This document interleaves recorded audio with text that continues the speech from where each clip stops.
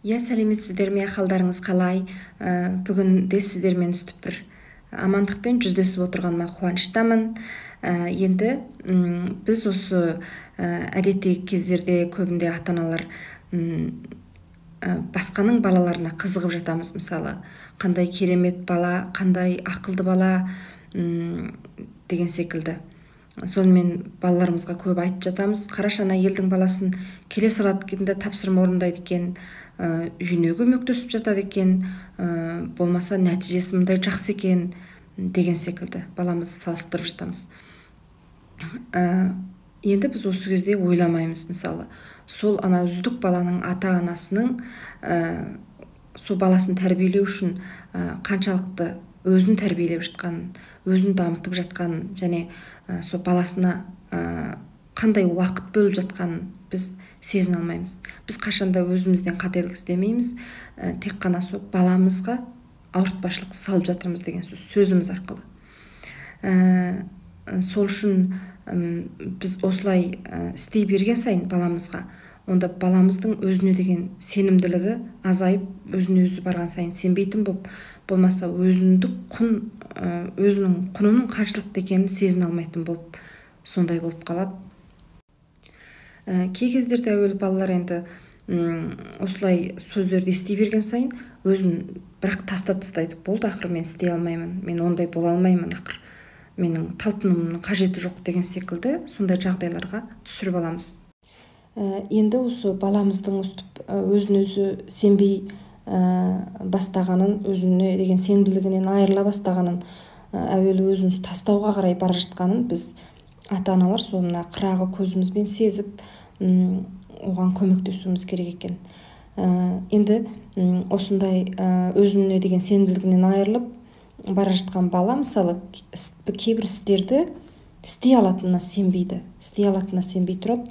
Енді сол баланың сізде, мысалы, ата-ана болған сізде, сол балаңыздың соны істей алатынына сенбей тұрасыз. Екеуіңіз де сенімсіз болып тұрасыз деген сөз. Сонда осындай бір мәселелерді шешіп балаңызға көмектесу үшін 3 түрлі әдіс болады екен.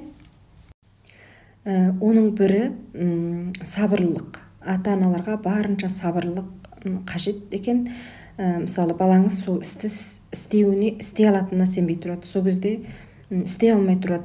Сол кезде сіз барып істеп бере салсаңыз, осы дереу жұмысты бітіру үшін, болмаса сол жерде ішіңіз пысып балаңыздың әрекетіне болды, бар шана жаққа деген секілді сөздерді айтып сабырсыздық байқатсаңыз болмайды екен.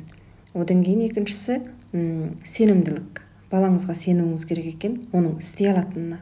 Сіз сол кезде сенбей тұрасыз ғой, бірақ соны барынша жасырып балаңызға сенетініңізді білдіруіңіз керек екен. Балаңыз сіздің сабырсыздық байқатып тұрғаныңызды, болмаса өзіне сенбей тұрғаныңызды, ол мына кішкентай жүрегімен дереу сезе қояды. Сол үшін барынша сенімділік байқатыңыз.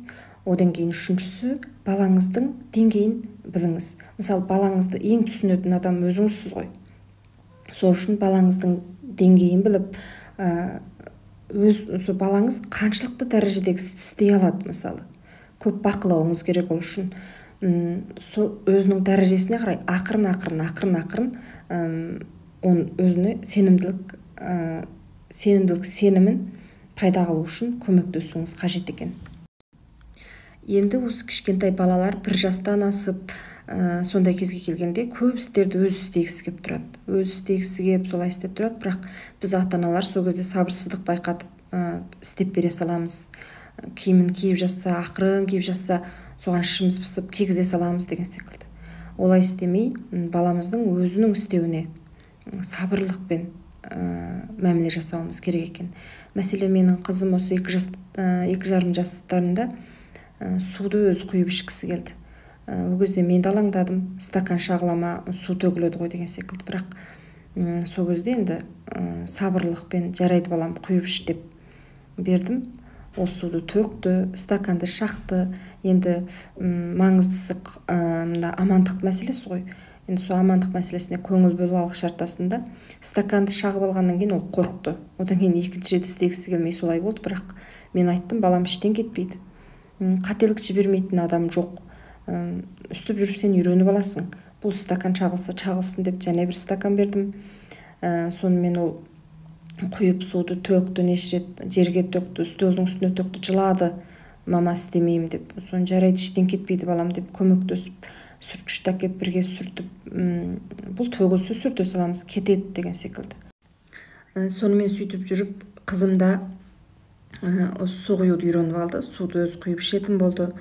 О да бір кішкентай істен өзіне бір түрлі бір сенімділік сезімін жинады деген сөз. Мәселен, балаңыз бір дөңгелекті сыза алмай жатса, сіз барып бір жарты дөңгелек сызып, осының жартысын сызшы балам деп, болмаса сіз жаманырақ бір дөңгелек сызып қойсаңыз, өзіңіз де істей алмайтыныңызды білдірсеңіз кейістерде, енді бұл бір мысал ғой. Сонымен балаңыз енді өзіне сенімділігінен айырылып қалған балаларға көп шабыттандыру қажет. Көп сабырлылықпен шабыттандырып солай істеуіміз қажет. Кейістерді мысалы өзіңіз істей алмайтын құсап, оның жанында қателік жіберіп, солай істеп, балаңыздың сенімділік сезімін орнатуына көмектесіп, одан кейін мысалы менде балама көп айтам, ой балам, мен сендей кезімде мен мынандай істерді істей алмаушы едім деген секілді сөздерді. Іштен кетпейді ғой, ол кезде балаңыздың алдында сіздің деңгейіңіз төмендеп қалмайды. Біз үлкендер көбінде өзімізді бір мықты көрсеткіміз келеді. Бірақ кей кездерде үйтіп қажеті жоқ деп ойлаймын. Балаларымызға бір сәтсіздік бір сабақ екенін түсіндіре жүрейік. Қателік өткізгеннен қорықпайтын болсын. Қателіксіз ешқандай іс алдыға қарай ілгерілемейді.